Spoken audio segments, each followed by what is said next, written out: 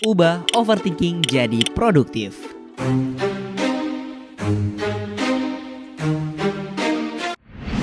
Mikir terus tapi nggak ada aksi. Kegiatan yang satu ini sering kita lakukan dan berdampak dalam menghambat jalan kesuksesan kita. Overthinking gives you nothing.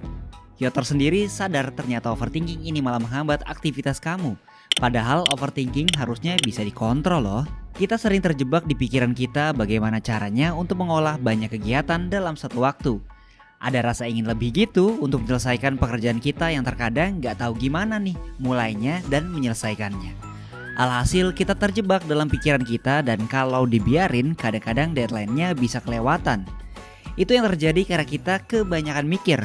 Lebih banyak mikir malah kurang action. Nah, kalau itu yang jadi masalah terbesar Yoters, kamu ada di video yang tepat. Welcome di Udah Tahu Belum? Tempatnya dapetin inspirasi untuk sukses di usia muda. Salah satu penyebab kenapa kita susah untuk produktif ini bisa datang dari salah satu konsep yang disebut task paralysis. Singkatnya, task paralysis ini adalah perasaan yang terjebak di tempat yang gak pasti dan gak yakin harus mulai ngerjainnya dari mana. Nah, ini akhirnya bikin Yoters susah buat mikir secara jernih dan bingung mulai dari mana. Akhirnya kamu terjebak di lingkaran overthinking dan bahkan kamu nunda kerjaan yang udah ada. Kita akan kulik alasan terbentuknya task paralysis ini. Jadi ada 3 alasan umum kenapa task paralysis ini sering terjadi. 1. Daftar pekerjaan yang terlalu panjang. To-do list yang kamu buat itu terlalu panjang dan bikin kamu malah jadi overwhelmed. Saking panjangnya Yoters malah bingung mau ngerjain yang mana dan bingung gimana cara mulainya. Sebenarnya ini adalah hal yang wajar Yoters. Hal berlebihan atau kebanyakan malah bikin kita semakin bingung. Contoh kecilnya kayak kamu disuruh milih hanya 2 coklat dari 3 jenis coklat yang ada dibanding dengan milih 2 coklat dari 10 jenis coklat yang ada. Nah, kira-kira begitulah yang kamu rasain ketika to-do list kamu kebanyakan. Alhasil kamu malah kebingungan. Jika Yoters masih mengalami ini, kamu bisa mulai cek lagi nih to-do list kamu. Pilah-pilah lagi dan sortir mana yang harus duluan dikerjakan. Ini dilakukan biar Yoters bisa mulai kerjain mana yang paling penting dan dekat dengan deadline. Urgent and important. 2. Daftar pekerjaan yang terlalu luas. Nah, ini juga bisa nih ngebuat kamu nggak produktif. Kenapa? Karena ada list di to-do list kamu yang terlalu luas. Nggak jelas gitu. Alhasil, kamu bingung harus mulai dari mana dan kapan selesainya. Contoh, kayak kamu buat list untuk belajar mata kuliah A, yang sebenarnya itu adalah 5 bab. Nah, ini nih yang bikin kamu malah mikir terlalu over karena banyak banget. Contoh lain, balasin email customer.